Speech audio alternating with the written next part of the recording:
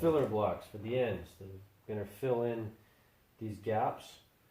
And they're simply just little triangle wedges of foam. And I had to cut and sand some of them to get them to fit. But it doesn't have to be a super tight fit, but you just want something that's going to fill in so when it's all glued together it will be solid. Because the biggest force that this is going to deal with is a crushing force with these sides getting pushed together, not being torn apart. The fabric fights the tearing apart. Foam, though, is what keeps it from being pushed together. And so you make these, and of course that sticks out the back. I'm not going to want that. I want the back of my kayaks flush. So after everything is glued and that whole step is all done, then I'll go ahead and I'll sand off these weird points that are sticking out. And that just gives you an idea though of how this will fit together. That will make a solid rear end.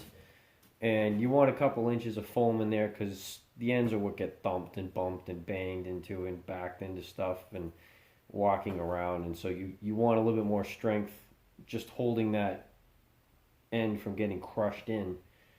The rest of the place you're going to have structure.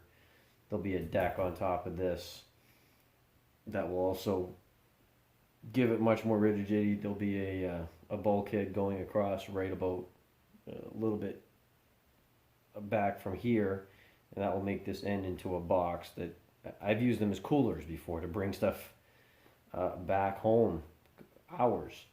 And because this is styrofoam and it's well insulated, the stuff kept. It stayed almost frozen after about 5 hours on the road because it was inside the end of this kayak, which is like a foam cooler. So you always think of that for bringing cold drinks or your lunch or whatever to a lake, out on the water, whatever you want.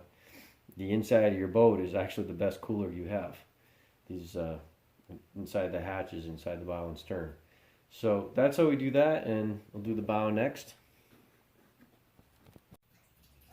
Just like I did the stern, I've also gone ahead and I've made blocks up for the bow. And we're moving on to the actual gluing the hull together, or the stone boat stage as I call it. First part of getting it ready to glue together is to actually label all of your levels so you know what part goes where, so there's no questions while you're doing glue. So I'll always consider this the first one, the second one, the third one, and the fourth one as far as the levels that are here in the boat. So this will get a Roman numeral number 4, Roman numeral 3, Roman numeral 2, Roman numeral 1. And then I'll do the same for the rails.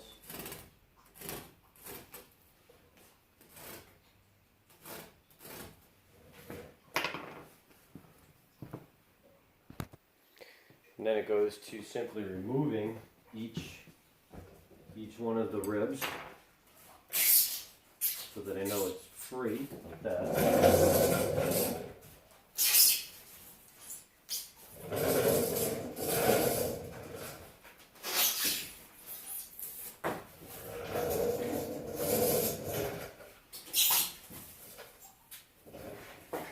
Simply setting it right there beside the hull, and you continue doing that, marking and removing each rib at a time till you get down to the bottom blank again.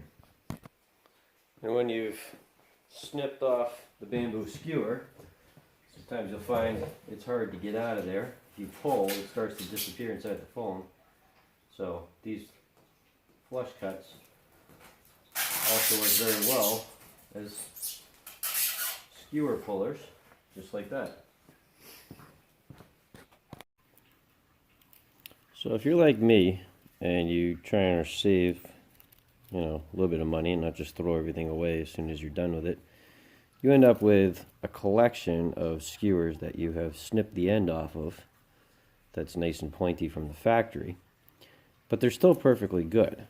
And what I have come up with is basically if they're shorter than 4 inches, which is 2 layers of foam, because each layer of foam is 2 inches, they're no good, throw them away. If they're 4 inches or longer, like all of those, it's perfectly usable. The trick is to take your snips here, flush cuts,